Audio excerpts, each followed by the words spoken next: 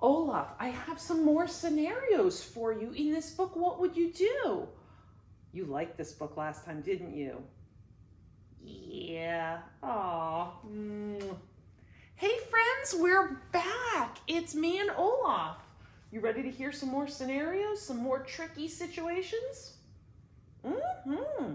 I hope you learned something last time, and I hope you'll get more out of it. Remember, this is from the book, What Would You Do? A Kid's Guide to Tricky and Sticky Situations. Well, we have a lot to go through, so let's get into it.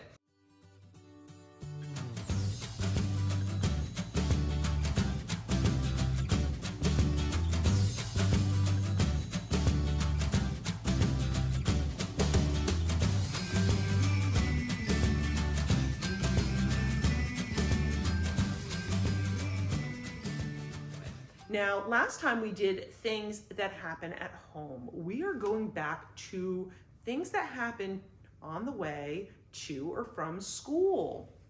All right, so here's a scenario for you. Let's see if you can relate to this one. I think this has happened to all of us at some point. The stove is left on. Now, this could happen to an adult at work too. While sitting in class, you suddenly remember that you left home without turning off the stove. Oh my goodness, I was making those scrambled eggs in the morning and I forgot to turn off the stove. I think I did. You go to the office and call home, but no one answers the phone. What do you do? Oh my goodness. Well, now we're in, now we have cell phones. So honestly, you could probably text, right?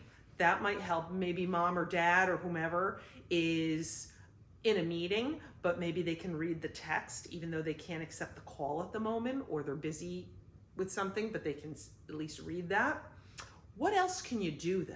Let's say you can't reach mom or dad.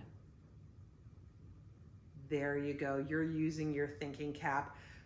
Your neighbor might have a key or the code to your garage door or apartment and can get in and go check for you to make sure and see if that stove is on. And if it is, they could turn it off for you. That's a great idea. Like I told you before, when I was younger, my next door neighbor had the key to our house. So if I ever forgot it and got locked out, there was an option to just go next door. And I did use that a few times. So this is also another way your neighbor can help out. What else can you do? Right, maybe you have a relative that has a key to your house or apartment and can to go in and turn that stove off for you. And what's the other thing you can do? Well, some of us now have video cameras around our house. And you can even check kind of like your Ring for the outside. Some people have cameras inside and maybe you can look on your app to see if you actually left the stove on. Because if you didn't, there's no reason to alert others. If you did, well then of course we need to get a hold of somebody to get in there right away. Now here is another scenario for you. You ready for this, Olaf? I totally am. Okay. Forgotten lunch. I'm gonna shift you over there. Forgotten lunch. I think we have all done this as well. You get to school and realize that you have forgotten your lunch. Your folks are at work and no one else is home. You don't have enough money with you to buy a meal. So what do? Oh, and you don't want to be on an empty stomach, because then all you're thinking about the rest of the day is that you're hungry and you're not focusing on your history lesson or math. What do? Well, here's some helpful information from this book. Go to the school office and ask the secretary to lend you money to buy lunch, or someone in the office. Many school PTAs maintain a fund for this purpose. Did you know that? I didn't know that. So that's good to know.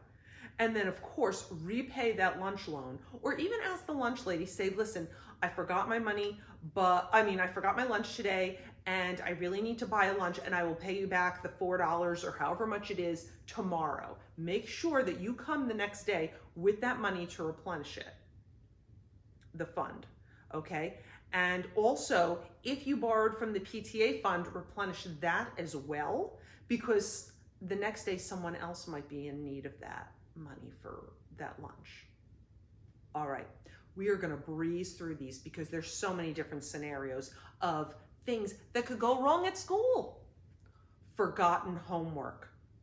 Eek! When your teacher calls for homework, you realize that you forgot yours. This is the last day you can turn in the assignment for credit, but no one can bring it to you today. You already tried home and they're not home. They can't go back and get it for you. What do? Well, first, you should always go right up to the teacher and explain the situation. You know, if this is the first time you've ever forgotten your homework assignment, chances are they'll give you a little leeway on that. And you know, with all the technology today, you could probably just scan it and email it in when you get home, or snapshot it and email it in so the teacher knows that, yes, you did the work, and you'll hand in the hard copy tomorrow. If you have forgotten to bring in your assignment before, you may find it helpful to make sure that your assignment book or assignment pad, or keep a list, is up to date with all the assignments that you owe and the due dates highlighted. That's important. It's also easy to forget things when you're in a hurry in the morning. You know that mad dash, you got breakfast, you got to brush your teeth and get out the door. So what should you do? Do it the night before. And I'm sure your parents have told you this. Get your backpack by the door with your shoes and your coat, and make sure all folders, homework assignments, and anything you're going to need for the next day, gym shirt, whatever it is in that backpack ready to go. So that way in the morning, there's no chance of forgetting it. But here's a true story. My daughter has forgotten assignment after assignment after assignment, and she is not good about advocating for herself. She's very nervous about talking to the teacher and saying, I left it in my locker, or I forgot it at home, but it is done. And there were many times she took a 0 instead of just talking up and explaining the situation.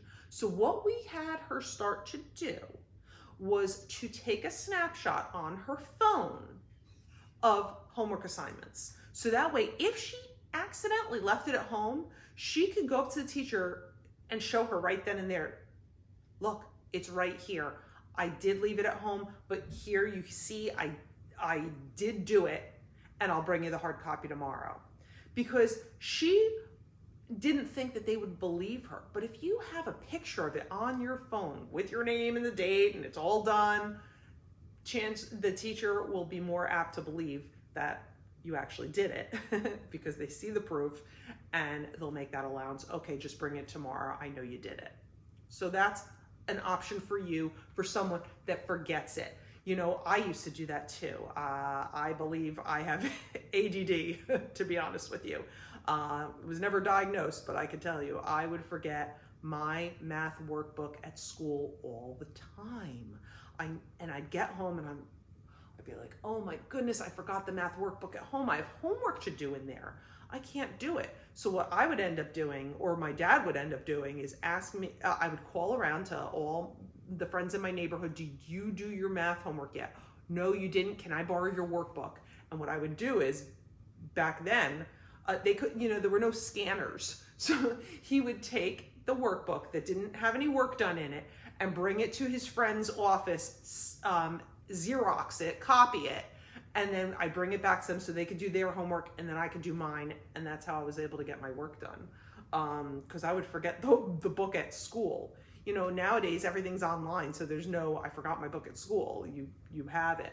But back then, you had to lug your books back and forth from school, so I can relate to this kind of situation.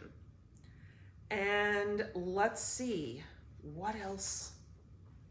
Okay, here's another scenario for you. Are you ready for this one?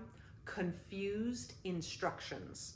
While sitting in class, you realize that you're confused about what you're supposed to do after school.